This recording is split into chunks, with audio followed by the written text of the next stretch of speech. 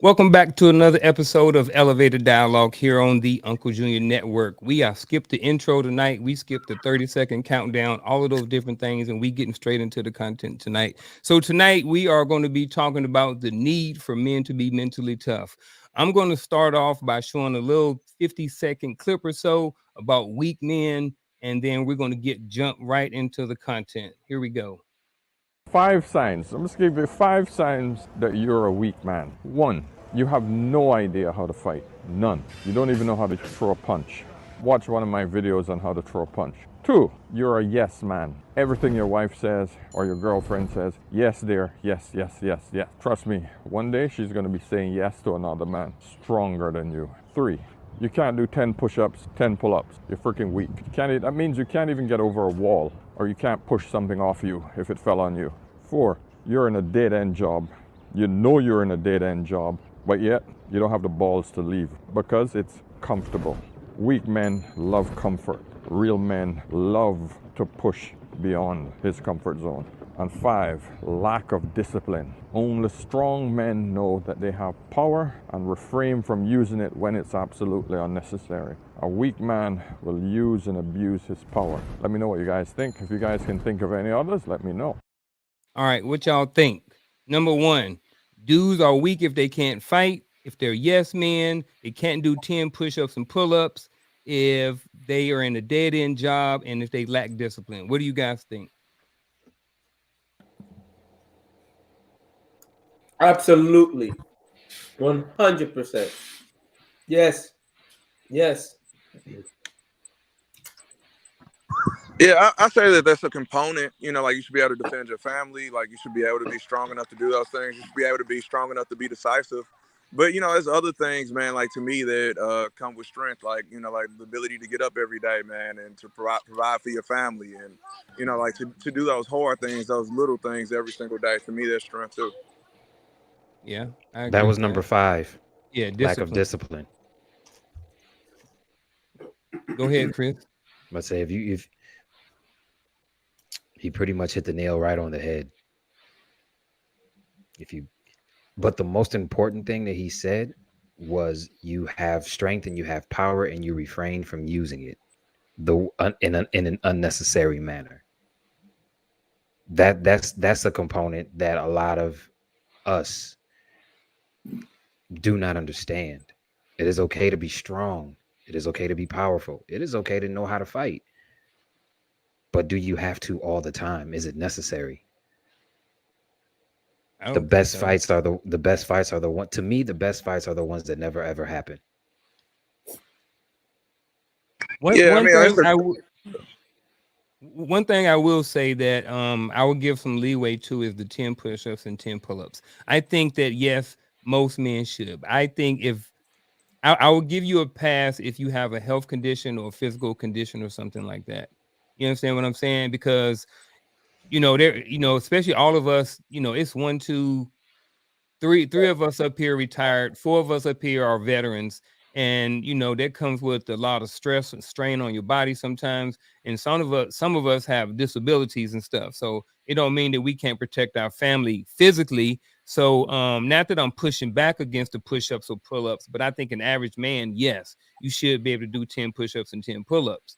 At the same time, I do believe that if you have a disability, or if you're hurt, or if you have something that's out of your control, then I'll give you a pass. I believe that is an outlier, though.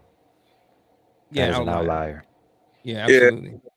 I think, man, like the brother was saying earlier, man, I think the best fighters, man, the best tacticians, the bravest, smartest men, they win wars before they even have to fight them.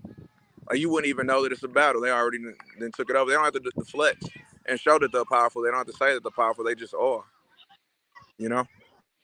And I think with a mentality like, okay, you're not a man if you can't fight, that would breed you to build bullies, because those people will think, if I can be domineering over you, then I'm being a man. And those be the same people that be beating women because they want to prove they're a man. Yeah, it's a low bar for being a man. To me, being responsible for your family, man, being out for your child, like showing up like every single day. you know, like being there, man. Like I think that's what's really, really tough, man. Like on those days you come home from work and you're tired, man, trying to stay up to do better for your family in the league. That to me is what's tougher than just even being able to sit in there and fight, you know. Yeah, so that's what I was going to go with it. Like, I don't think it has, I don't think it's like a majority has to do with your physical prowess or your physical capability or your dominance physically as a man. Because let's be completely transparent, men come in all shapes, sizes, and color. But again, what is your legacy? Who are you building? Who are you developing? Who are you training? Who are you raising? I think that's the real mark of a man. I think Dustin said it in the chats perfectly. Like, if your number one priority isn't raising and developing your family, then what are you doing? You know, so if we just kind of, I mean, let's be honest, this isn't the, you know, gladiators or whatever the case may be. Back then, you know, sure, absolutely, we can go that route. But nowadays, no, that's not even remotely close. Don't get me wrong. Sure, it has this place. Sure, I got to be able to protect my family. Sure, I need to be able to defend what is mine. But then by that same token, there's so much more than that. That's why I don't believe in the concept of the men provide and protect idea. Men are so much more than that. And I think for me, I'm going to take the approach. It takes more strength to be gentle than it does to be, you know, aggressive, right? It takes more strength to be gentle, right? Because it takes effort, right? And anybody can be, excuse my language, you know, an a-hole, right? But when you have to be kind and nice, that takes effort. And there's real strength in restraining yourself when you know you need to, but technically you're right if you don't, right? So it takes real strength to walk away and be gentle. It's easy to be aggressive towards a child that does something wrong and you just want to, but then you have to just, you know, hold your place. And that takes a lot more effort. Yeah, you know, and I think it's a reason why, like circling back to like the families and having a great family, like why CEOs, like they get, even if they fail in a marriage, they're gonna get married right back again. If you're a principal or if you're a superintendent, like one of the first slides that you're gonna have, like when you introduce yourself to people, is gonna be your family, because people look at like your ability to lead by like looking at your family, man. Like if your family's all ragtag and a mess, right? You know, like it's hard to tell everybody that you're this great leader. Like when your children don't know you, you know, like when you're not supportive of your wife or your spouse or whatever, like then that's gonna, it, to me, that reflects on you as a man. The physical component doesn't matter if you can't create an environment of respect and trust. I mean, this is why I say, like, it doesn't matter if you're whatever falls into like the alpha or the beta designation. If you're not accountable, it doesn't matter. You know what I'm saying? I think the accountability piece is more, you know, like important overall. I do agree with Terrell when he said, you know, physical fitness is a component. I think it's an ingredient, you know, of a larger thing. But there's plenty of strong people that don't add value any other place they go to. You know, I think a man should have the ability to protect what's his, and that has no specific metrics other than being prepared to, you know, do what needs to be done in order to make something happen, in order to ensure the work that he's put into his family is protected. Whatever. Yeah, when you talk about protection, I'm sorry, go ahead. Yeah. Yeah, and like, you know, when you talk about protection, it's more than just protecting people physically. Protecting your child is by being there. Protecting your family is by making sure the bills are paid and you have a steady job. Protecting your family is going over to tell your son, congratulations on scoring a run. That's true. And you know, but when I see somebody that's like physically fit, or that shows they have real strength, because for me it shows discipline. It shows they have restraint. It shows they have structure, because they're taking care of the main vessel themselves, right? Because you can't help nobody else if you ain't got it all together yourself. But when I see a physical, rather be man or woman, I'm not even going to separate. It just shows that you have control of something. To me, right off the bat, I'm like, man, I'm impressed. I'm impressed already, like that. You know, Yeah. before I know the person. Yeah, I get that too. I'm hoping I'm not hearing a lot of, and I could be wrong, but I'm wondering if I'm hearing a lot of pushback from the physical fitness part or the fighting part. Like, I want to know how to fight. I want to be physically strong. Like, I think that women it ain't all about women, but I don't think women really, could be wrong, really respect men who are not physically strong. But they And I don't know know that. I know they come in different shapes and sizes and different things like that. I get all of that. You know what I mean? But I mean, do you want to be a man who's not physically strong, or a man who's like, why? Like, I don't understand that. It's like, But Garfield, that's why I'm saying physically fit, because you look at a guy that's physically fit, your first instinct is like, okay, this guy's got to be able to throw down or something. If you look at a guy that's out of shape, you give him a different judgment. When women see a man that's in shape, they right away equate it to protection. This guy can take care of me. And look at him, he takes care of himself, right? So that you don't know. Yes and no. Yet you don't know if they can fight yet, but the physical aspect of how they look gives you that first impression that, I think men in general respect each other regardless of what they look like, because of their ability that there can be a physical altercation. Right. So I think at the end of the day, there's a certain amount of respect there. But I think at the same time, like, I think men should want to be physically strong.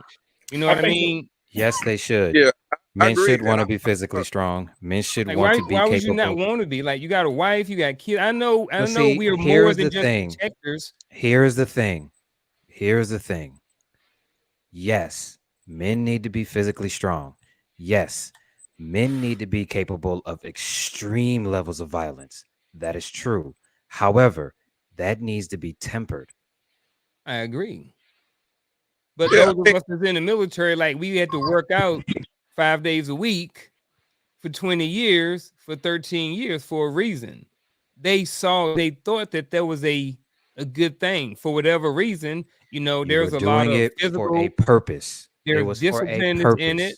There's structure in it. There's the physical part of it. There's the mental part of it. There's a lot of different aspects of being, physically fit, and having structure, and having a routine, and having a structured physical fitness type plan where you take care of your body. You only have one. You know what I mean? I don't want to be a burden to my children when I'm 60 and 70 and 80 years old. So I want to take care of my body. So there's a lot more into it in the long run than just, well, I understand, I don't necessarily need to have a workout plan, or, different things like that. I don't know. That's just my thought. True. I think that's I am not pushing. Hold on. Exactly. I do All not think that I am not pushing back on the physical fitness component. We just had a conversation about how much I hate arm day, which is why I dedicated a whole day to it, because I hate it so much. There's nothing wrong with being physically fit. There's nothing wrong with being physically strong. I believe that all men should. However, you just spoke a lot about the military and the amount of training that you had to go into in the military. But as a civilian, you do not use the physical component of your military training every day. That is what I am saying. It is situational at best. Through strength, you are supposed to learn gentleness. And through gentleness, that's how you show how strong you are. You do not go out picking fights just because you had a rank in the military. That is what I am saying. It needs to be tempered with some type of logic behind it. You can have all the strength in the world, but if you wilding out with it, it's useless. Men should be capable of extreme levels of violence. That is true. But men should also have the mental component behind it to be able to control it and understand that it is situational at best. That is what I am saying. You could even take it a step farther. I think that men should understand how to use a firearm. You know what I mean? Like, I think that that's something that men should be able to protect the household with. But, like, you're not going to flex around and tell everybody that you have it. You know what I mean? Like, I think it's just a way that you carry strength and power, man. Like, that makes you a man, or makes you a responsible man. Just because you know how to protect yourself doesn't mean that you have to display it and show it all the time. It's a component of personal development. Everybody should be working on self-improvement. So at some point when you're doing self-improvement, you have to have a way to test yourself. You have to, as a man, you have to challenge yourself, or else you're not going to know how to respond to challenges. So life is imperfect. Things happen. You have to be in a position to respond to them. And I think if you're out of shape and unable to do for yourself, then you're going to have a harder time responding to something, like egregious or whatever words you want to use to describe the situation. You're going to have a harder time with that if you're out of shape versus being in shape. So whatever metrics you want to grade yourself by, I just think that overall self-improvement, self-awareness, the ability to challenge yourself, you know, put yourself in a situation, because nobody can put more pressure on you than somebody can put on you. Nobody can put more pressure on you than you can put on yourself. So like if you believe in you and you believe that physical training is part of what makes you mentally ready, because the body is a vessel of the mind. So if you feel strong up here and you don't prove it, you know, you don't prove your own concept to yourself, because nobody else has to know. You that's why, like, if people are picking and choosing to grade themselves by push-ups or pull-ups or whatever, that's their business, you know. But generally speaking, you should be fit enough to be able to respond to a challenge that may require your physical assertion, because that's the other part too. A man has to be able to assert himself, and if he is not, you know, like meeting the snap judgment that people can lean on right away, if you are in the capacity to save somebody or give guidance or whatever, it's another thing about credibility just on the outside. You know what I'm saying? So like when you look at somebody, you can tell they sit behind a computer. You know what I'm saying? You could tell if they you can make some instant judgments. You know, you could be wrong or right. It doesn't matter. But like it is one of the things that distinguishes you from other men if you want to be seen. And on top of what Vic said, which I agree 100%, you want to create a presence in a room, right? Because you could walk into a room and you want to have that presence, like, you know what? I know my stuff. Back away. I'm good. You don't want to walk in with your shoulders down, looking like yesterday's and newspaper. The other thing is, You too, know? men that are leaders separate themselves. You That's the other point. Not every man is a leader, okay? Some men are there to help. So how they present themselves, you know what I'm saying, that goes off of what they bring to the table at that point. Some people may be smart in other ways. Like you guys seen Game of Thrones, right? You saw when Samwell was the, you know, like the brainiac, the custodian. He knew all of the history and all the components. That's where he was his sharpest at. But even when it came down to it, he was able to protect what he was responsible for when, you know what I'm saying, he had to do business with the White Walkers, right? So my point being is that you have to be strong relative to what your situation is. Nobody's telling anybody to go out here and train to be Mr. Olympian, but like, can't nobody else come by and protect what you're responsible for. But as men, come on, let's be honest though. As men, wouldn't you want to know if you can still throw down? Just challenge yourself to that point. Yeah, you know, you hit the bag, you do the kicks, you do the rolling, you do the little grappling, get into the little UFC. You want to at least test it once in the gym somewhere. No, I do not. I just can't see you not taking a grappling course and not saying, hey, you know what? Let me think I have a different perspective because I live in St. Louis, man. Like a lot of fights, man, like they end up into something else, man. Like, you know, like, man, they end up in gunplay and stuff like that. Or like, you know, recently, man, I was some students, man, they got into a regular fight, man. Somebody got stabbed and lost their life. You know what I mean?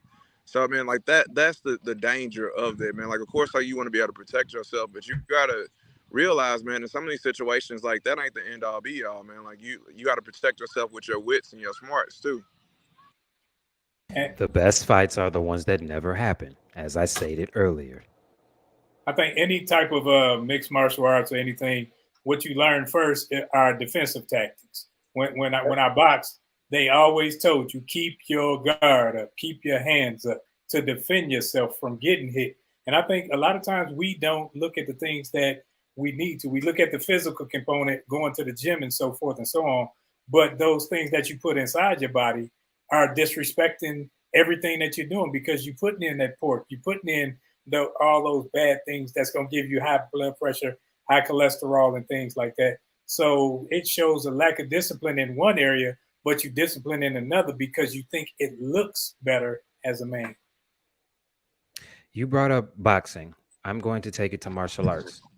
Every dojo that I have visited, the Sifu or sensei always said, you are not allowed to fight unless absolutely provoked. Martial arts literally means art of war. Learning something like that means you could potentially kill someone. That is why I said, yes, you need to be capable of it, but you also need to understand restraint. I have not been allowed to fight for 5 years. I have walked away from a lot of people whose face I should have bashed in, just based off of the fact that I am not allowed to do it. And there was a component behind it that allowed me to walk away. The best fights are the ones that never, ever happen. I ain't mad at that. And with that being said, you know what? I'm going to jump into this next clip real quick, all right? Saying men should be dangerous. By dangerous, that implies I should be ready to threaten someone, to hurt somebody. No, you should be capable of it. But that doesn't mean you should use it. There's nothing to you otherwise. Like if you're not a formidable force, there's no morality in your self-control. If you're incapable of violence, not being violent isn't a virtue. People who teach martial arts know this full well, right? If you learn a martial art, you learn to be dangerous, but simultaneously you learn to control it. Both of those come together. And the combination of that capacity for danger and the capacity for control is what brings about the virtue. Otherwise, you confuse weakness with moral virtue. I'm harmless, therefore I'm good. It's like, no, that isn't how it works. That isn't how it works at all.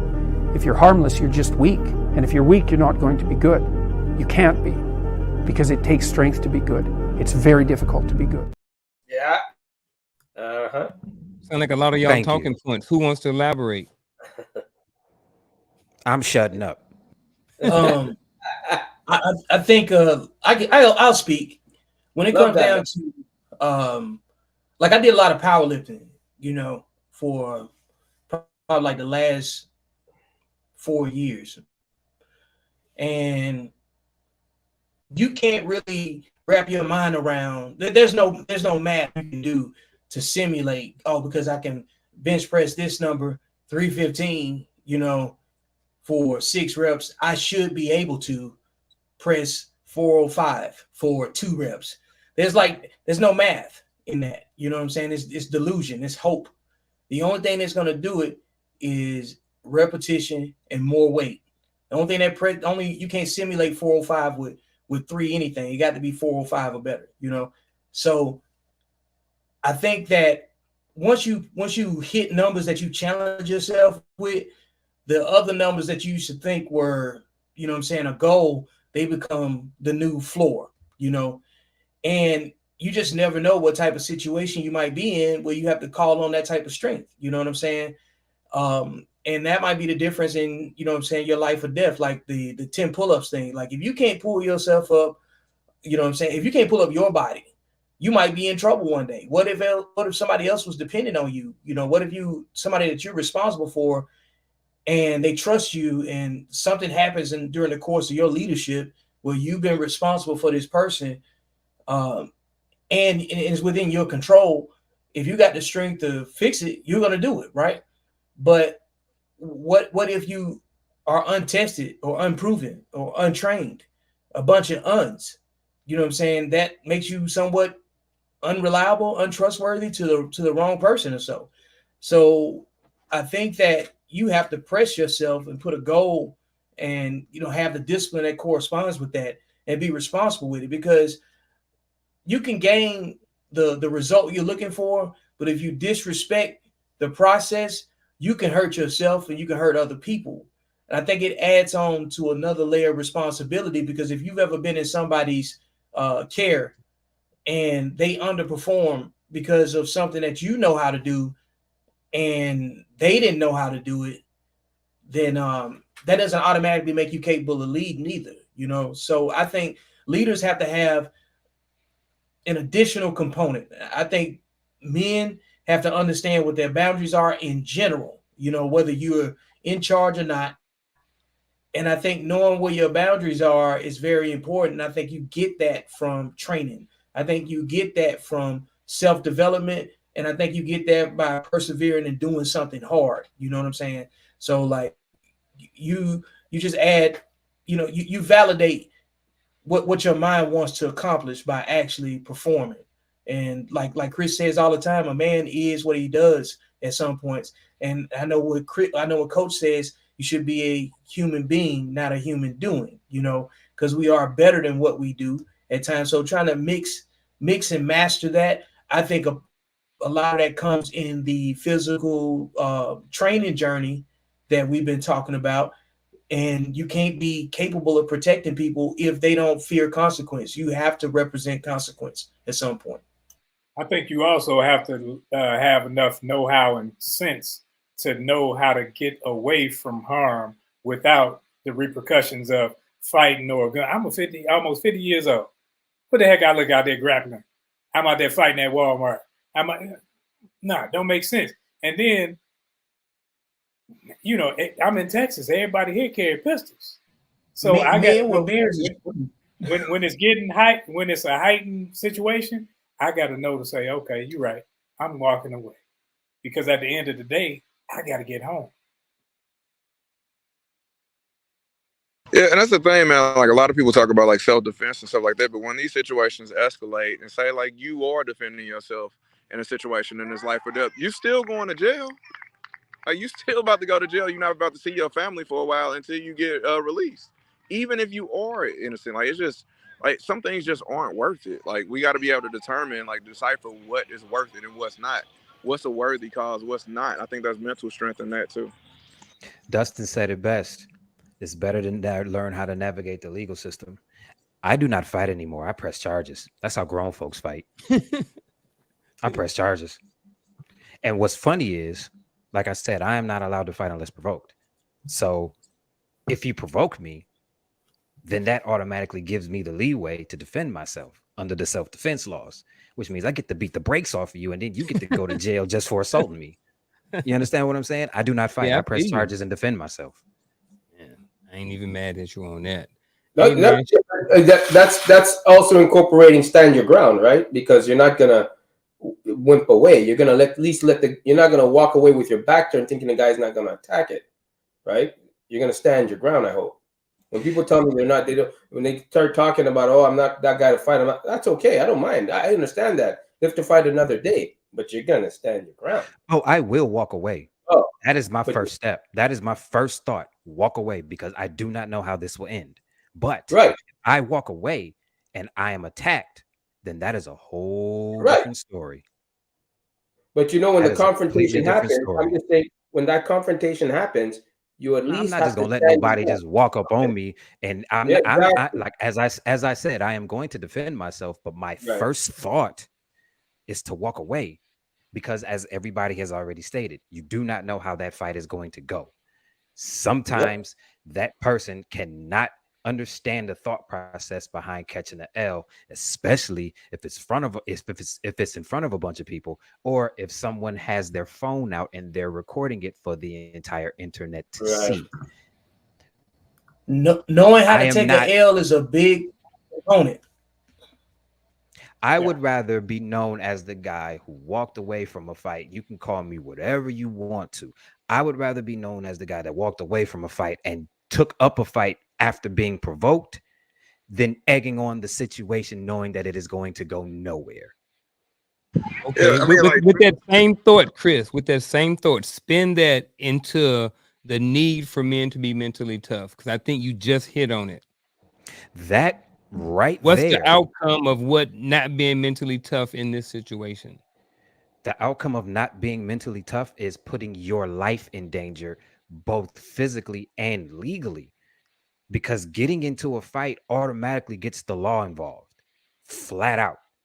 That component of it I'm attempting to avoid, especially if I'm going up against someone with the same type of melanin in my skin, because we are both going down. Nobody is asking questions. That is the circumstance that we are in right now. Why would I continue to do that? I am walking away. Call me whatever you want to, but understand, me walking away and him just standing there yapping says more about him than it does me, because all he's doing is talking. I know what I can do. I also know that there is a time and a place for it. I am not about to stand here and argue with you just to boost your ego in front of all of these people. I will walk away. I have no problem with that. I tell you all this all the time. I do not have an ego. I am not allowed to have an ego. I will walk away. I'm not feeding your ego arguing with you, and I am not going to allow you to bait me into something that I know has no positive outcome. That is stupid. Yeah, and like I was about to say, man, like I think it's fragile, man. Like so many people, man, they die over disrespect. you know, like because somebody says something disrespectful to them. But like, if you know who you are, why does it matter? You know, like if you're like, you know, like you're firm in who you are and you know who you are, like then why does it matter what somebody else is saying? Like you could take that or leave it and keep it pushing. You know what I'm saying? But if you're afraid or if you think that somebody disrespecting is gonna lower your status or change who you are, that's you being fragile in itself. That's why I like what John said. John said pretty much that fighting is a broke person's mentality. Yep. Because you ain't even thinking about you got to pay to get out of jail, you got to pay a lawyer, you got to pay hospital bill, you got to pay out. I ain't got time for that. I'm trying to make money. I ain't trying to give money away. Right, and So, time is money. And time right. is money. Like, why I'm gonna give up my time? Where even if I'm justified, what I'm in jail 2 weeks, a week, or something like that. That's my time. And that's another thing when it comes down to self-worth too, because you got more to lose than him. I mean, I can't afford to fight because if anything happens to my hand, I'm messed up, right? So you have to think about your own personal life, where you are in life, and if you know you are accountable to a lot of certain things in life, you gotta understand that you can't afford that, right? And part of it is even being in certain situations. As a certain type of men, they don't even really allow themselves to be even put in certain situations like that. You know what I mean? I'm not saying that certain things here and there won't necessarily happen over the span of our lifetime, but more not than yes. You know, men who move, you know, with the purpose and stuff, they're not really in a lot of situations where they're really having to defend themselves physically and stuff like that. You know what I mean? But go ahead, Coach. I see you just unmuted. So going back to the original video, because if I recall correctly, he made mention about being able to do 10 pull-ups. But, yeah, you know, we had a conversation previously, and one of the things you said that makes a lot of sense is that you enjoy the fact that you're retired now because you can exercise the way that you want to. So if the metric, and again, I'm just playing devil's advocate and using the video. So if the metric of masculinity is based upon 10 pull-ups, then does that not defeat the purpose of the entirety of this conversation right now? Because that was the point I was making before. Like when we create a dichotomy around a thing, if you do this, then you're a man. If you don't do this, then you're not a man. I think that's the most ridiculous thing I've ever heard, right? There should be a means of, you know, being able to do a thing, right? But however you get there, that's your decision. You know, if I go out there and run, you know, 50 miles a week because that's what I do, and have a high physical stamina, that's one thing. Like Vic said, he used to do a lot of powerlifting. That's another thing. It's two different ways of doing the thing, but we both are in physical condition.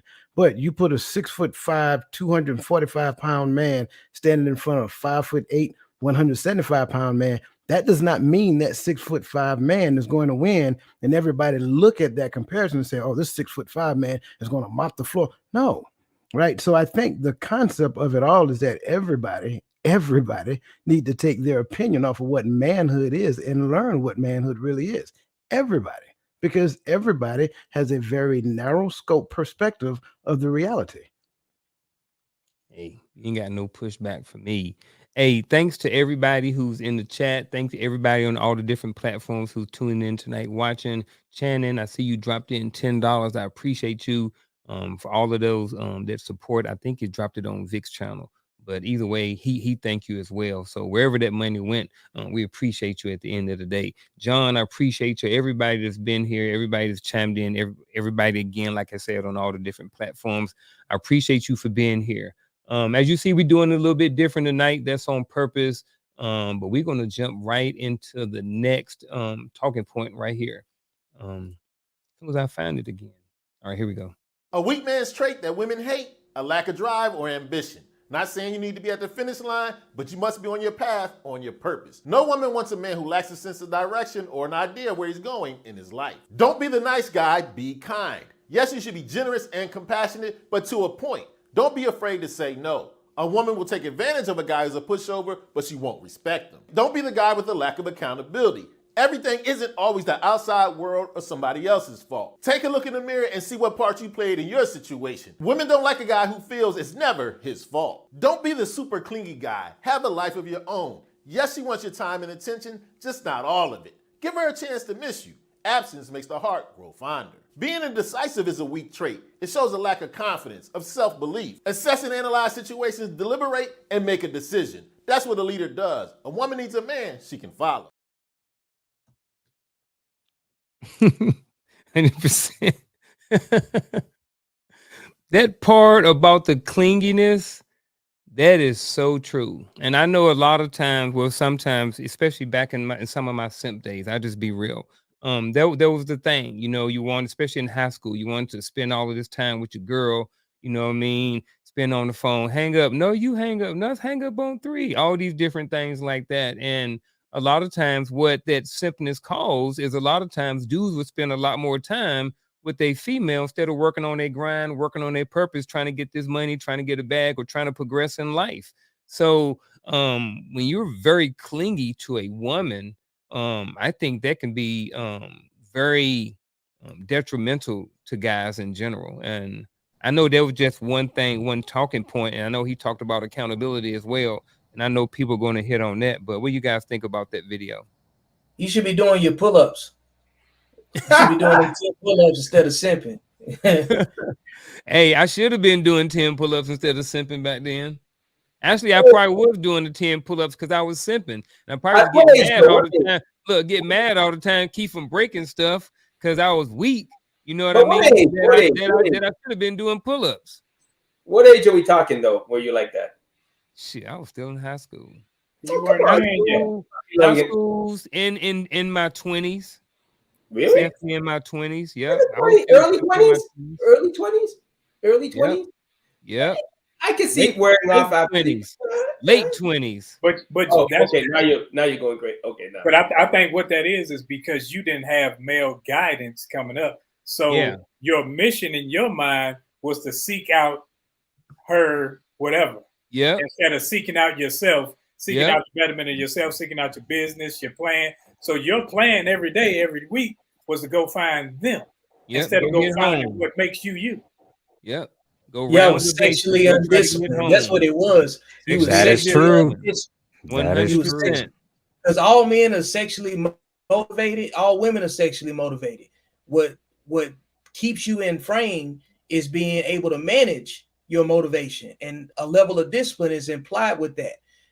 The gentlemen that have more stories about them holding the phone for 4 or 5 hours with a woman that they no longer with, they were sexually undisciplined, and they made different decisions because the end goal, like Roland was saying, was to get that box on the other end. You see what I'm saying? So everything they do from the time they wake up, their day is structured to allocate time to get to the box at the end. That is a level that's sexually undisciplined, and that's exactly what I've been writing about. When you're sexually undisciplined, you make way different decisions than a man that is sexually disciplined, because sexually disciplined men normally have a purpose or something else that takes up their time, puts them in frame, doesn't let them get out of frame, because if you do not access to the thing that man finds purposeful, he will not stay on course. So like you have to cut out certain activities, certain social engagements when you go from being sexually undisciplined to sexually disciplined. So a lot of the situations we're talking about, what defines men is the difference between being sexually disciplined or not.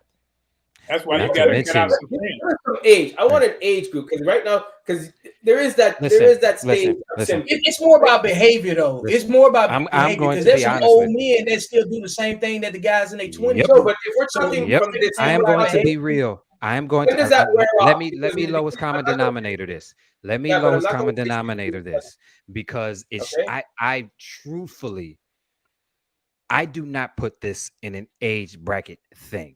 Because being sexually disciplined should start at a very, very young age. I understand that in a lot of cases, it is not realistic. I understand that because those young boys have not been taught how important it is to be sexually disciplined. I understand the whole let's bang a bunch of women because banging a bunch of women is going to mean that I am popular and all of this other nonsense that you hear spewed on the internet. That is bogus. Listen, and it is not about blame. It is more about circumstance. The circumstances are against us. We must control our seed, and we must teach these young boys to control their seed or protect themselves while they're out there being sexually active. That is what is necessary. Vic makes a very, very valid point. Being sexually disciplined is a good thing for it's a good all thing, but you're not being ages. realistic. You're not being realistic. I said that in the very beginning. I said that it might not be it might be unrealistic to you. No, I am saying that this is how it is supposed to be now, because the circumstances are against us. Us being sexually disciplined pays for a lot of stuff that we do not need to be paying for. I say that now. Teach these boys at a young age. Yes, you are going to want to experiment. Wrap it up. Put condoms on the grocery list. Do that. But don't just be out here spreading your seed out here just because you have it and you feel like it. That is that is lack of sexual discipline. And I am saying that as a person who was sexually undisciplined, and by the grace of God and the skin of my teeth made it to 42 without any children. Listen, I'm not arguing with the whole education thing. I'm for that. That's why I always ask you when I came here, why the hell does everybody have a kid? Right? I mean, baby mamas are rampant around here. I'm like, what the shit? Like, they didn't teach you this in school? I'm all for that education. No, they did not.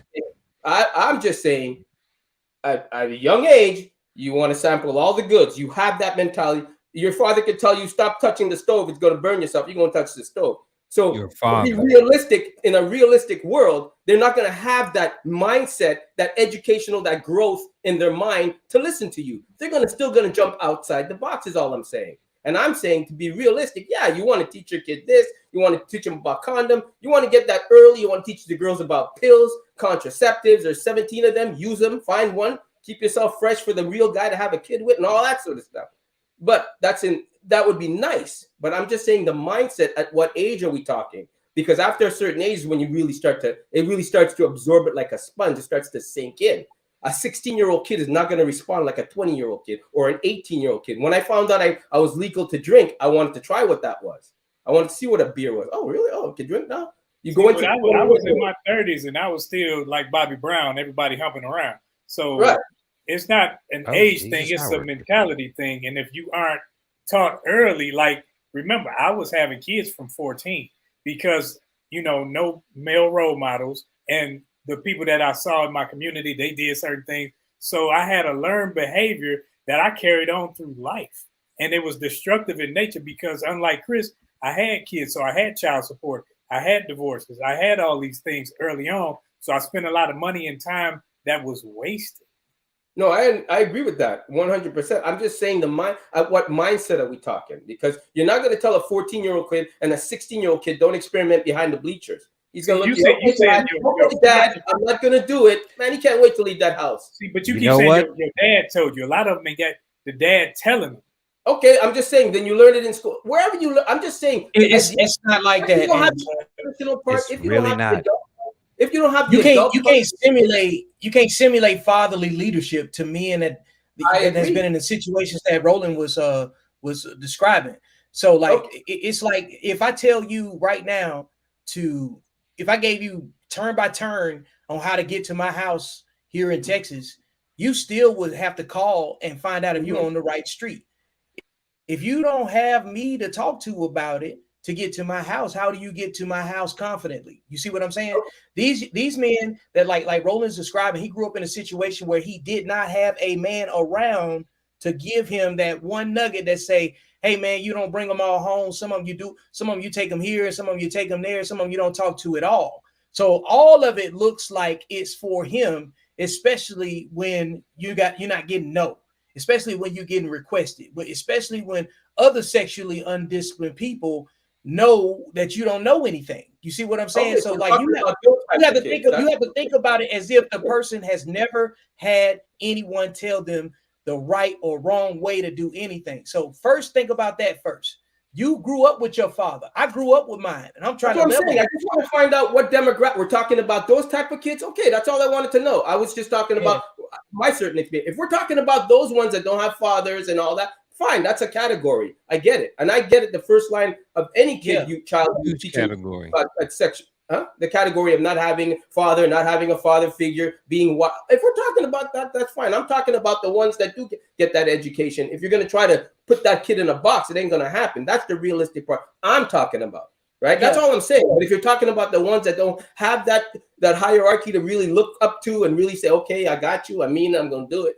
That's different. Okay, now I know what side we're talking about. Yeah, like the sexual discipline pieces, like what I was kind of discussing last week after we finished the show.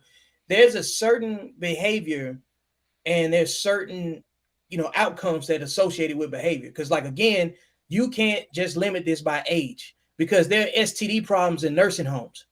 So age don't negate, sexual discipline. Sexual discipline is just what it is. The very reason why there is this massive push to deal with people that commit sexual crimes to people. Have you guys ever heard of Soft White Underbelly? Is another podcast, and they interview people that are on Skid Row, and almost everyone that's on there has had a negative sexual encounter that landed them on that podcast, where they are now residents, I guess you could say, of Skid Row. And what I'm saying is that if you start following a pattern of behavior, you start seeing things unravel. Like, for instance, the prison population. If you look at the demographics and the statistics on there, most of those men that are locked up are there because of a woman or because of some sort of sex crime.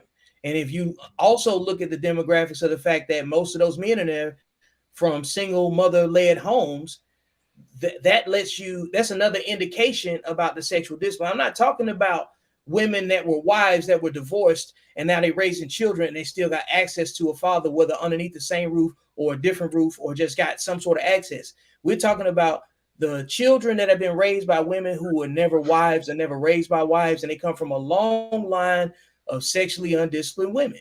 You see what I'm saying? So, like, at some point when you start having relationships that don't make room for men and masculine leadership, you're going to have children that behave in a certain way that the mother facilitated or allowed, because men teach discipline. Women are not expected to discipline men. They expected to enforce certain boundaries that have been set. But if you don't have a man that comes in there and sets the boundaries, everything's negotiable for some people. I'm not saying that that's the case for every single person, but, like, if you let people operate on their own devices and they've never been given any type of boundaries, they're going to raise carbon copies of their own behavior. You know what I'm saying? Because you can't simulate something. So you can say what you want to do. It's like I mentioned earlier, like, you can't simulate pressing a big weight just because you press a lesser weight for a certain amount of reps. You can get close to it. You can kind of make some sort of assessment or an assumption, but ultimately you have to look at where does the behavior come from. And when you start looking at men that irresponsibly make children, you look at what women do with their bodies when they irresponsibly make children with the wrong men. You look at abortion. You look at child support. You look at the friction between men and women and why we beef with each other. The only activity that levels the playing field is sex. You know what I'm saying? And so, and who you choose, because men and women are portals to success or failure for each other. So at some point, you got to look at why do certain situations keep repeating themselves, and why do certain people keep getting attracted to each other. Like the simp man ends up being with the overbearing masculine woman. It's usually older women that end up dating younger men, you know what I'm saying, in those situations. So, like, the behavior is there. If you just really, like, look at it and look at the outcomes, you can't deny the impact of how sexual discipline has a bearing on what decisions you make versus versus people that have been raised in sexually disciplined households with a husband and a wife, that all the kids were, you know what I'm saying, born out of that relationship. Not saying it can't be done, but they just think differently. Yeah, I just want to chime in real quick. I think discipline. Yep, I think discipline and moderation are good in any and all situations, whether it's sexual discipline, whether it's nutritional discipline, whether it is sleep discipline. There's no situation where discipline is not important, or moderation is not important. You know, when taking the time out to resist doing the wrong things and doing the right things is important. Like, I think with sex, that's just another one of those things where, like, you have to be responsible with your body, responsible with who you're having kids with, who you laying down with, and all that stuff, man. There's no getting around that. I think if we're speaking to the talking points of the video, I mean, it's fair to say he spoke a lot. The main thing that I can think of when he listed all of these things is a man who has no purpose, or does not know what his purpose is, or does not even know how to go about looking for said purpose.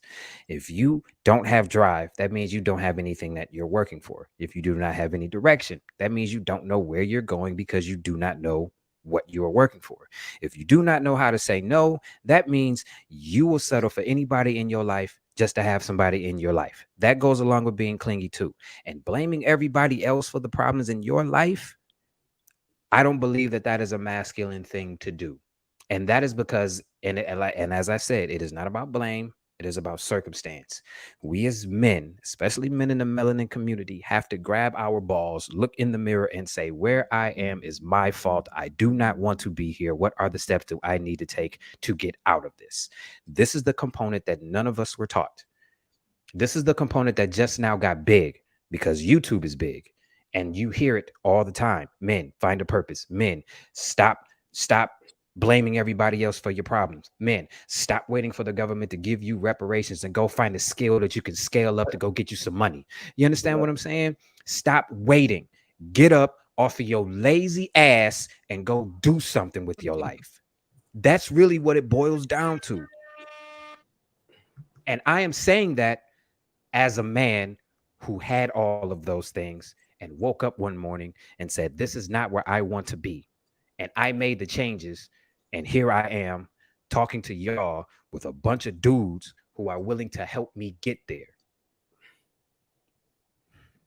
Ladies and gentlemen. Now I'm muting my mic. The chat, right? They're here and they have spoken. Ladies and gentlemen, we're going to mute our mic. We want to hear the benediction, even though we're going to have it early tonight. Let's hear what thus said Coach. John Washington believes that Coach has something to say. Hey, man, I appreciate Brother Washington. I love him. Hey, I got the whole discipline thing, and I don't deny anything that anyone is saying, but discipline is more of a facet of maturation. It's not a facet of refraining. And I think the more we look at trying to refrain from doing a thing, the more you end up doing the thing that you're trying to refrain from doing. I mean, it has to work that way. You know, as a man thinketh in his heart, so is he. So when you think about not doing, you end up doing exactly what you think about not doing. So in essence, the point that I'm getting at, and this goes back to the point I've said, and I think it was Vic that mentioned it. You have to learn how to be more of a human being so that you grow inwardly first, so that what you do on the outside reflects what the inside is. Too many times we spend our time talking about what the external feature is. The external manifestation only represent what is happening inside. When we start talking about these, young individuals raised in homes, whatever the case may be, there are so many different dynamics that go into that, whether it's a single mother, whether it's a single father, whether it's both of them in the same house. Promise you, there are statistics that support that the same thing happens with every dynamic that you can put together. There are also the dynamics to where neither the mother or the father was present and they were raised in with their aunts and their uncles. Same thing happens. So my whole point is that you have to train the child, raise the child to change the inward focus. They have to learn to think in such a way that they think higher of themselves and not degrade themselves to a physical external manifestation. Once they get to that point where they start thinking outside of their circumstance, then they can start doing the things that actually reflect what they're thinking. So going back to what the brother said, I agree with just about everything he said. I can't even think of one thing that I don't agree with. In essence, when you start thinking of yourself, it's not going to be about the lack of drive. It's not going to be about you not understanding your purpose, because not only have you focused and learned your purpose, but you only do the things that your purpose require you to do. That also means the people that you surround yourself with. So that's just kind of like my point here. And I think the brother was spot on. That was it. I like it, man. You know what? Next video. Why are weak men such a problem? And I don't mean physically weak. I mean cowardly and deceitful. If you don't pick a forthright and useful and noble pathway through life, then you'll become bitter and too hurt by the tragedy of existence. And then you tend to seek your revenge wherever you can get it. It's not good for you. It's not good for your family. It's not good for the community. Next video, or y'all want to talk this one? I think we can talk about it. I think the part where he's talking about weak men, and then when you connect that to the conversation we just had about like the simp behavior and all of that good stuff, those are the weak men that make it harder to create a stable security environment, and which is why I keep bringing up sexual discipline. The weak men go out and misrepresent the men that have the discipline that come with leadership. So do we need weak men? Do we need? I think it's just a natural component of it. I think you can't tell winners from losers if you ain't got enough losers. You know what I'm saying? You can't measure strength if you don't have. It is an inevitability. Yeah, you know what I'm saying? Whether or not, so we need to have. So there is a need for weak men. I think that's more of a maturation thing. I don't think you come in strong, just like Coach said. Like discipline and maturity, you know what I'm saying, progress.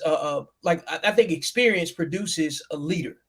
So you don't just automatically pop out knowing how to defend yourself, knowing how to make certain decisions, knowing how to recognize a mentor or anything like that. So I think weak men go off their own and don't consider outside information as helpful. So is it fair to say that we don't need weak men, but there will always be weak men? Yeah, I think that's. Go ahead, Roland. Yeah, go ahead, Roland. I think how society's going now, and this is no knock on anybody, but how society's going now, we have a large population of men who are being raised more feminine because they're, being coddled by their mother, and not being able to be raised as men, and we don't put them in situations where they have to react as men, where they have to work for what they want. You're giving them everything. So you're not making them strong, you're making them weaker. So in turn, you have more men who react like women, who react off emotion, who react off of these things. And so in turn, you have a society of men who are considered weak, but they are just less manly. I think it's problematic to be weak. I think so. I think it's just problematic to be weak, period. Like, and by weak, I'm talking about by behavior, not by what other people see, because nobody knows what you're about until you do something. You see what I'm saying? So like, just like we talked about earlier, the physical fitness piece of it, and you trying to grade somebody, you got to grade them where their strength is, because they may be extremely valuable based off of their strength in their particular network. But when you start talking about weak men, we talking about men with weak mental constitution, men that complicate things, men that destabilize security, men that make it hard for you to go to the store. You know what I'm saying? Make it hard for your significant other, your loved ones to move about their life. Weak men are the product of a lack of leadership, a lack of personal development, a lack of resilience. I think. Can I chime in real quick? Men end up weak. Men go about their day, but you end up weak if you don't work on yourself. You don't strive. You don't set goals. You don't set commitments. You end up weak. Everybody's not born strength. Some people are born leaders. I believe in that. But generally, you end up weak if you don't develop yourself as a man. If you don't look for things as a man to develop yourself women can't teach a man how to be a man. You need a strong masculine figure to dominate you. Just like when you have a vicious dog, you have to dominate yourself over that dog, right? It's the same thing. You end up weak if you don't develop yourself into that man you want to become, right? You're going to get left behind. It's like, I have no problem cutting the weak link off because you're holding me down, and you're not going to hold down the rest of the team. But you're ending up like that because you're not willing to push yourself to the max.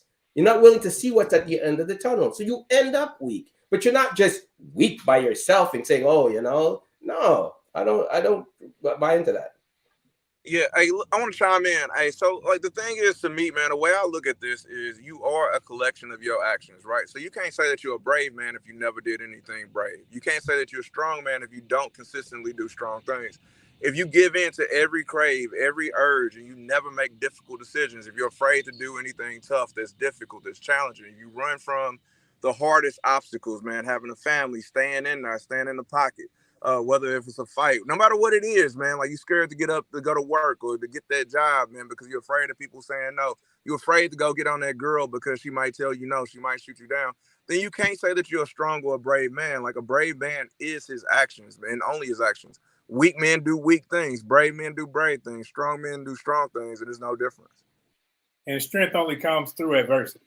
So when you can go through the adversity and build off of that, learn from it and do better, that's where your strength comes from. And you can't run away from problems. You got to face your problems head on, deal with them, and continue. That's what makes you a man. Not sitting up there buffaloing your way through situations, but deal with the situations, develop, learn, and grow.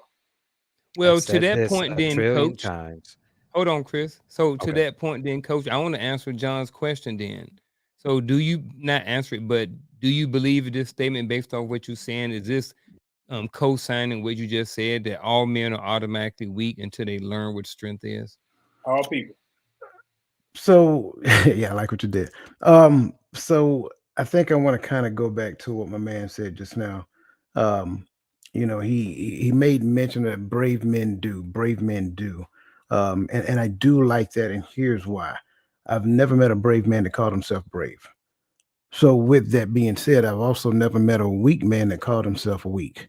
So with that being said, when you take both of those and bring them together, I will not say that all men are automatically weak, but I will say that all men are in a space of learning how to mature, how to grow, how to become stronger, how to develop, and things of that nature. And then as throughout the course of time, what we do, just like every other group out there, we automatically segregate ourselves.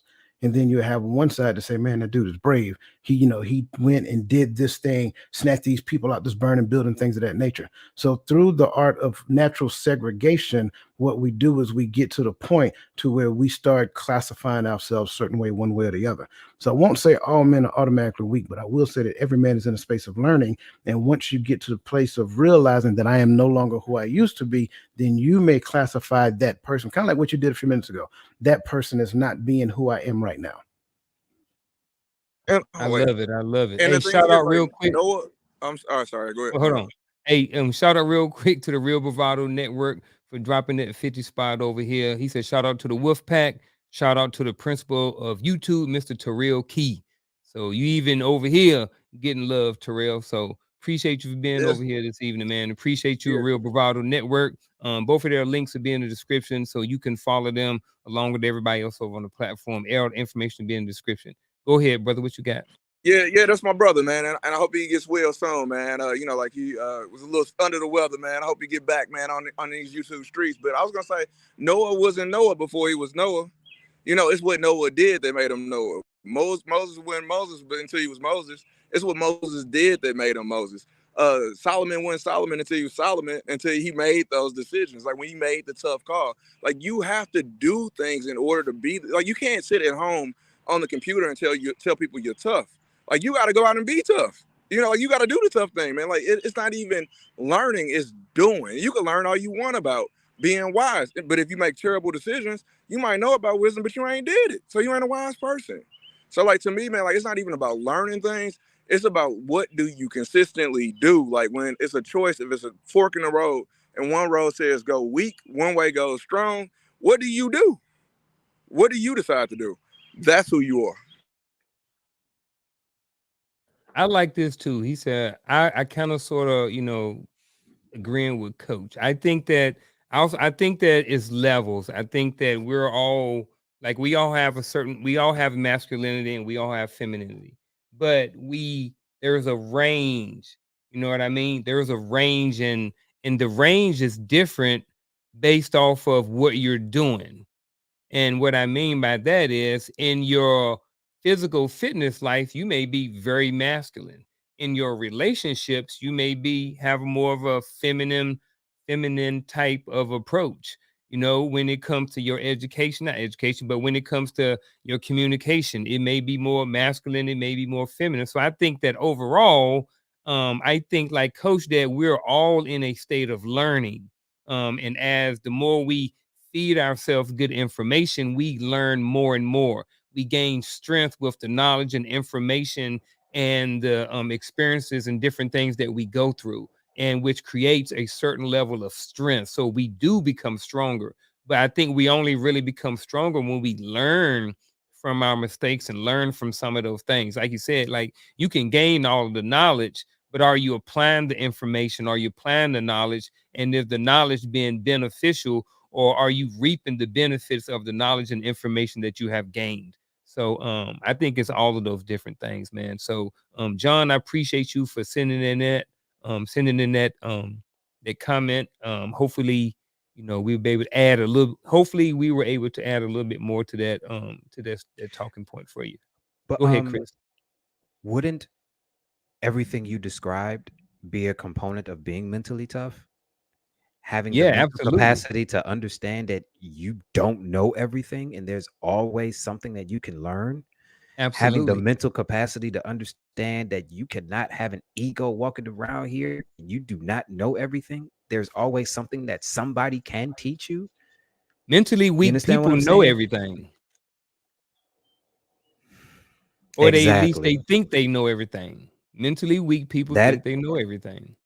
That might be the biggest component of being mentally tough, being able to control your ego, because you have knowledge, but there's always something that somebody out there can teach you. You keep showing a lot of Jordan Peterson clips. Jordan Peterson's 12 rules to life. One of those rules, I think it's number 5 and number 6, is always listen to somebody like they have something that they can teach you directly or indirectly. Roland, you brought up a really, really good point about how you were having children at a young age and you saw all of that. I didn't have a father figure in my life. The dude my mom married was trash and didn't teach me anything. So I learned everything from him indirectly. I saw how his life was. I saw how his sons were. I saw how his daughters were. And I said, I will not be that. And so everything that I saw, I did in reverse. There is always something that someone can teach you directly or indirectly.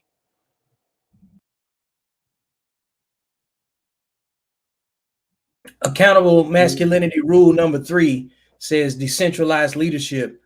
It requires knowing when to lead and when to follow. Must avoid misrepresenting fellow men. Although we are not perfect, we must have redeeming efforts. Yeah. Coach. Hey man, I think Chris, he nailed it. I'm agreeing. That's why I keep saying you can't just only focus on the outward expression of who you are. That's why I say we got to stop focusing on the doing aspect. That's for other people to do.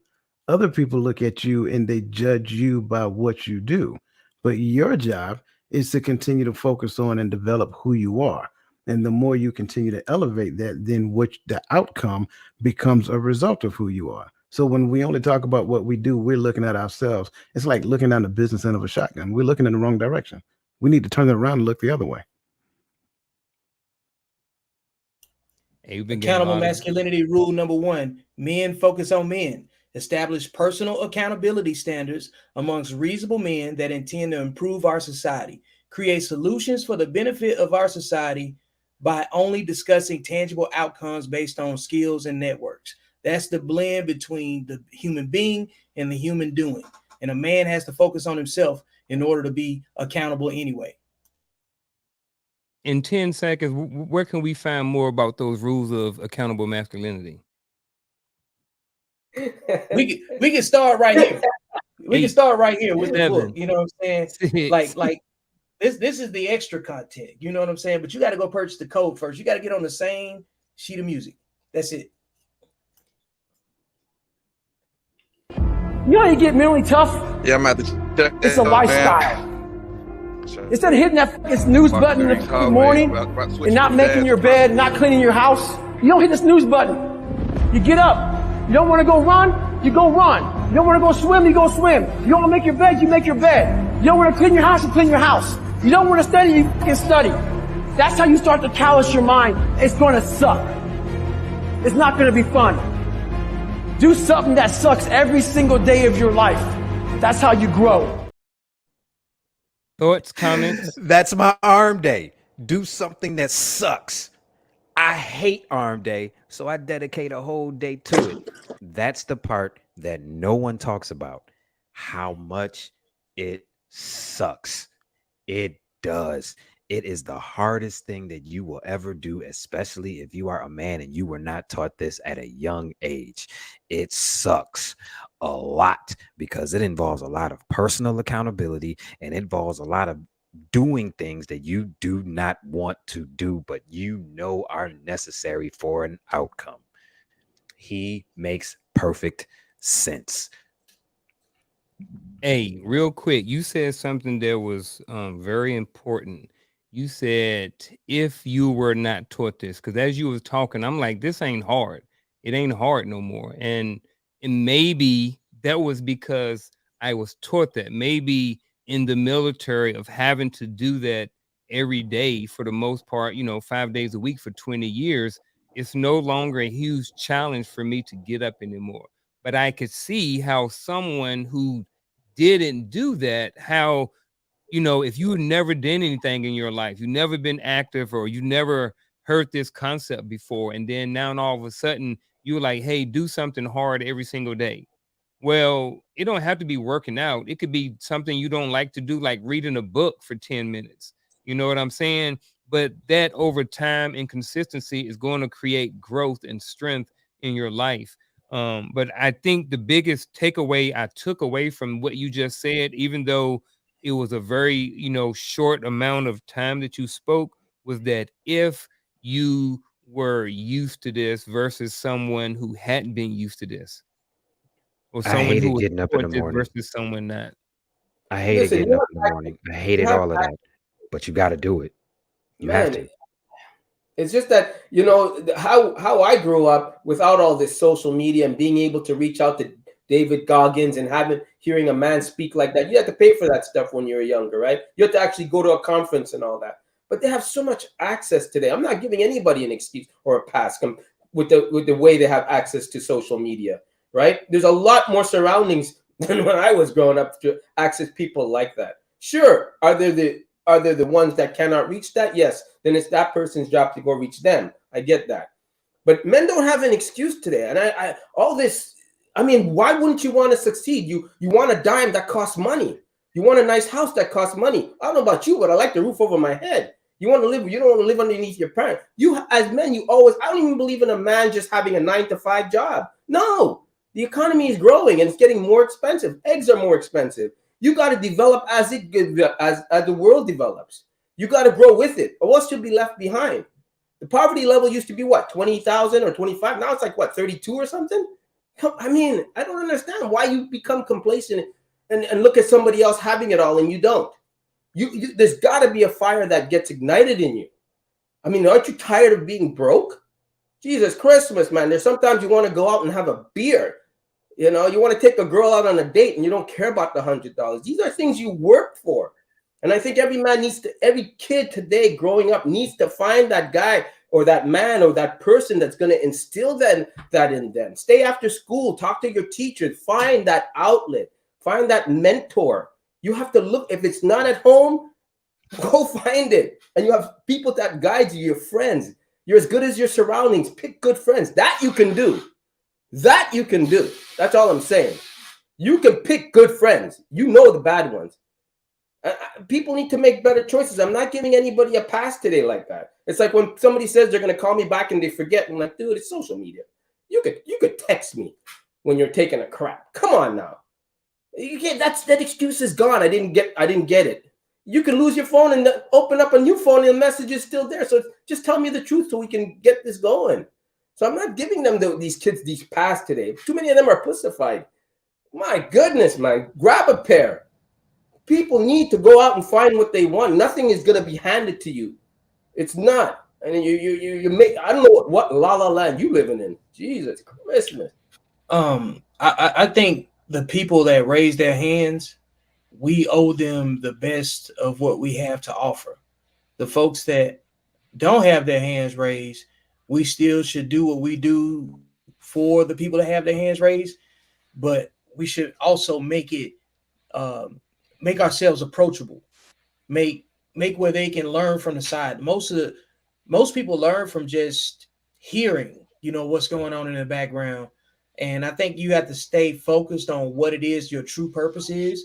And if it's not focused on demeaning people for where they are, I think that makes a better receptive conversation, because in order to set conditions to be mentored, you have to be receptive and you have to be coachable, which is why, like, we have to distinguish those who can lead, those who can teach, from those who can only add momentum.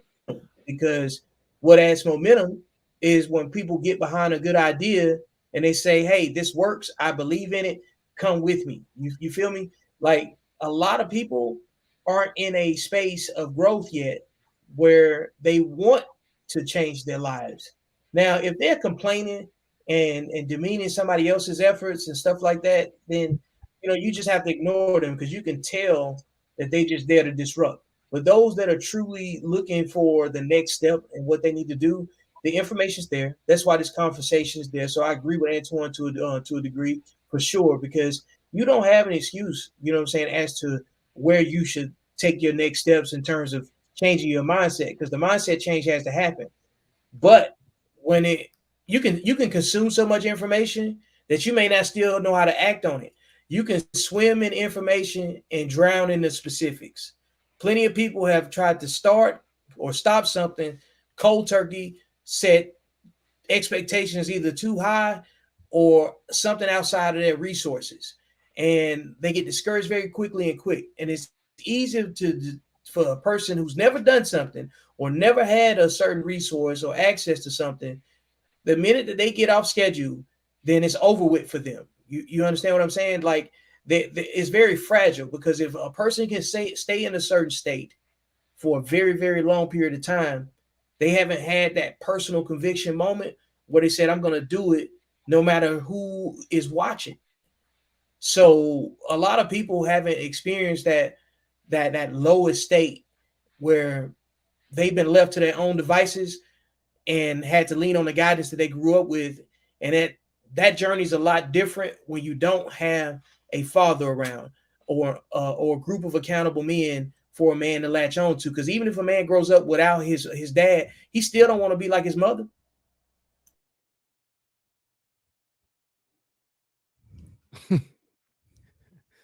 Say that again. Even if a man grows up without his father, he still does not want to be like his mother. You got that shit right. Hey, I heard it right there. But see, here's the thing. And Antoine, you said something. Antoine, you had a point. You do have a point. Nobody has any excuses. Vic, you have a point. Once you get thrown off, it's over for them. The issue is everybody wants it right now. Nobody wants to put in the work. Instant gratification. Instant gratification. That is what it is. Everybody wants it right now. And if they can't have it right now, then it's a problem. This is why I said that it is going to suck, because doing the things that we are talking involves small, consistent actions. See what I did there? Consistent actions that over time build something bigger. You are not going to be a millionaire social media influencer with 1 trillion subscribers in 30 days unless you do something astronomical. And the odds of you doing that are astronomical. It takes work. Nobody wants to work anymore. Everybody has their hand out. That is a real big issue. It sucks a lot. I hate getting up at 4:30 in the morning to get to the gym at 6 so that way I can have something to eat and then fuel my body so I can get into the gym and push this heavy weight up. But I do it because I know in the meantime, See, there you go. I do it because I know that small actions like that get the rest of my day going. It takes work. Quit coddling me. I'm not doing that tonight. I'm sorry. I'm not going to do that tonight. Do it. Nope. Do it. Hey, but yeah, quit coddling these boys. They need their asses whooped. There you go. Yes. Quit coddling these boys. I'm not saying physically. Well, some of them do need to learn how to physically fight and defend themselves, but they need to get their asses whooped by life so that way they can overcome some shit. Quit giving these boys every gap. They have to develop perseverance. A man cannot lead his life effectively without demonstrated perseverance and resilience. He's swole like Antoine. Antoine looking jacked over there with his shirt on today. We see you, Antoine. We see you rocking. There you go, ladies and gentlemen. Let's see the other side, Antoine. Don't just give us one. I work for that, man. I work for that. There you go, ladies and gentlemen. That's 17 hours a day in the gym right there. You to fill out that extra medium shirt he got on tonight. You know, honestly, but I will say this. I will say this. Like I would say everybody should get into a workout routine. It just feels so good when you do something for you. Right? At least you could say you accomplished something in your day. No, stop. At least you could say that, right? You accomplished something. But I just find that men today, you have no choice but to really strive to be a better person. Physically, mentally, emotionally, get connected with yourself. Be the best version of yourself. I so love that saying. Be the best version of yourself. At least if you don't got the money, you got the look. Right? At least you'll get noticed. At least you'll meet the right people. When you start feeling and giving off that energy that you are the man, you feel good about whatever level you're at, that will, how can I say it? That will make other people feel it as well. You'll give yourself a presence when you walk into the room. It's not always about the height and this and money. Sometimes you just give off this, like, you know, when somebody's got money, you just know. And they can look like crap, but you know, because they have that certain thing about them. It's the same thing. And I think every man should not become complacent and comfortable. If you're going to be at a dead-end job, be at the best position in that dead-end job. Goddamn. You know what I mean? If you're a janitor, be the best one. At least be the supervisor or the manager of the rest of the janitors. Put yourself in a position to succeed. That's I just heard Antoine's Guide to Gold Digging just now. Jesus H. Antoine. Some people ain't never been bullied before. Hey, look, I'm gonna play this last little clip. We're gonna finish it up, and then we're gonna jump into the final thoughts. Is it any wonder why men's mental health is in crisis? Yes, because soon as a man opens up to a woman and tells them like their deepest, darkest secrets, women tend to use that against men, and I don't know why. I'm a woman, and I don't know why. Or do we want to start messing with that one? Chris, you want to start us off? Nope. You are not doing this. I am not doing this tonight. I told you that I am not doing this, and you are not going to bait me into it. Absolutely not. No. Maybe if I play it again. You cannot. Play it again. Let me hear it again. Yeah, one more time. Is it any wonder why men's mental health is in crisis? Yes, because soon as a man opens up to a woman and tells them like their deepest, darkest secrets, women tend to use that against men, and I don't know why. I'm a woman, and I don't know why. Fine. Since you want me to talk about it, this is how I'll talk about it. Jesus H. This for you, John. This is why men shut up. This is why we do not talk, because we do not know if our past circumstances are going to be used as a weapon when they feel like they need to have an upper hand or they need to make us feel like we're small. Platforms like this, where we're surrounded by men and we can talk like men, are necessary. That is all I am going to say. I can dig it. Before I speak, anybody want to say anything? Yeah. I'm just going to say that is so true. They do, man. If you open that door, they're going to use it. They're going to weaponize it. And it's unfortunate, but it's true. Right? So when it comes to telling telling women our secrets or telling certain information, how does that play in whether or not that's weak or strong, or how does that play into men being mentally tough? Do you think it's mentally tough for men to share those things, or maybe it's more mentally tough to not share those things, or it doesn't matter altogether? It has nothing to do with it. I would think it say is goofy that we go ahead, Antoine. I'm in sorry. my experience, I would say, listen, I ain't going to tell her all that till there's a ring on it, till I'm married to it. Before that, she's getting the surface. I ain't going in deep at all, ever, right? I'm going to tell you what you need to hear, and that's how it's going to be. Till there's a ring on it, we are committed. We are riding together. I would not reveal any of that stuff. I would keep that quiet, keep it pushing, keep developing you, see where the relationship is going. That deep surface stuff, that's when it's time for you. That's when you feel the marriage, she's got a ring, and you're in it. That's how I would say. I would not touch that stuff.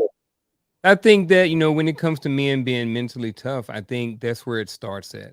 I think once you gain a certain level of mental toughness, and you've been through some things and you've grown and you're stronger and you're ready to tackle or ready to handle a woman, I think that, you're going to know what boundaries, or you're going to know what things to kind of put into place.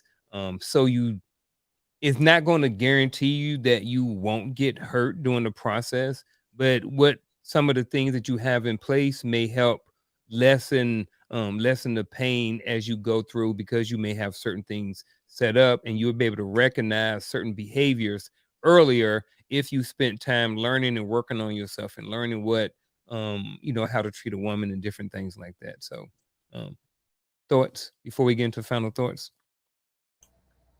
This is a situation that is yet rooted in sexual discipline again, because if you are in a situation where you're sharing something that is very exposing, if you're very vulnerable in a particular situation, you have to choose the type of mate that you have and what type of information you share with them. I think that discipline itself, the major component of it, is also accompanied by discernment. Everything is a need to know basis, because you still have trouble with whatever you got, and you have to figure out how to compartmentalize that the right way. And if you're going to have a discussion about something, make sure you use the correct discernment. Make sure you understand what your problem is first. Don't go to anyone and dump on them and ask them to solve your problem. So that's what, if you think about like where religion comes from, and the structure of like the Bible itself, if you follow Christianity or the Quran or whatever, at some point it tell you to go talk to your creator. Like at some point you got to figure out what is useful and what isn't.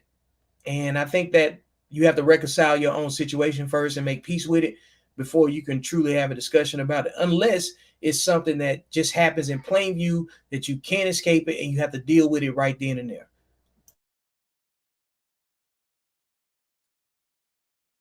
All right. Hey, well, we're going to roll on to the final thorns. Antoine, you ready?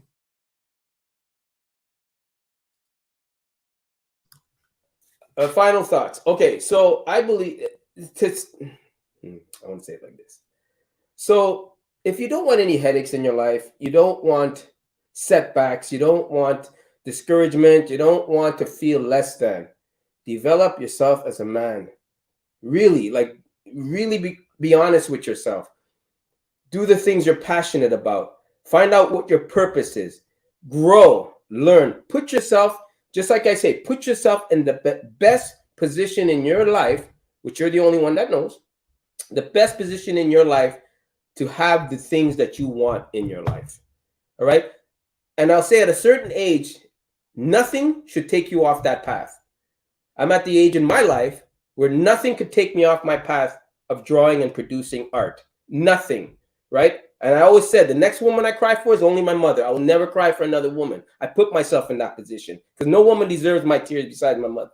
That's it. Or the birth of my child. I hope I get blessed with that. But again, men and young men out there, you want the dime, put yourself in the best position. Find out what it is and just keep watering it. Everything else will come.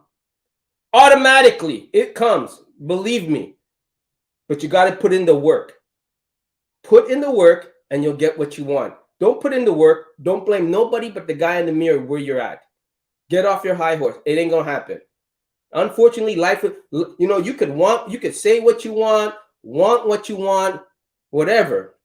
Your outcomes will tell you otherwise. And I say that to all men growing.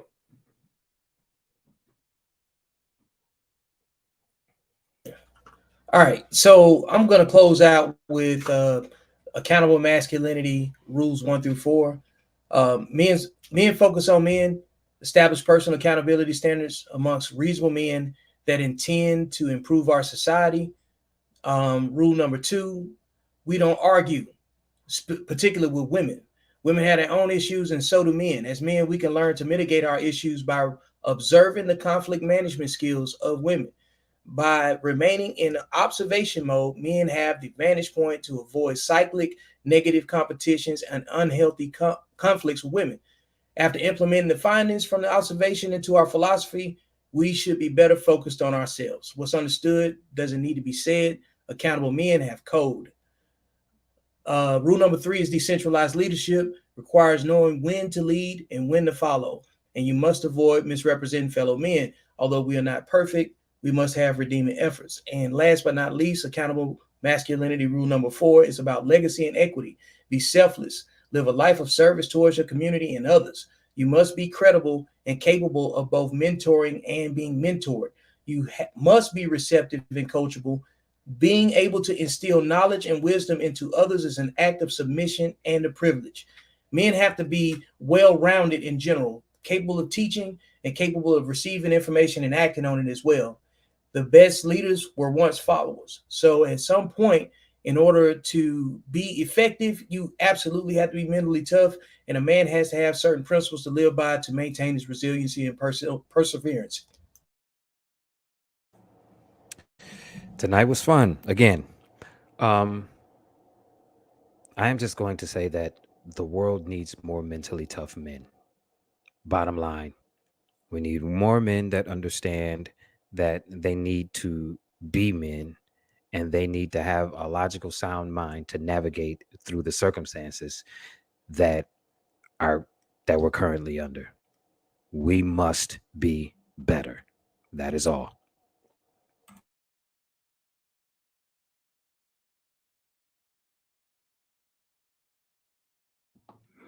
I'm going to keep my talking point short tonight because I think it's real simple.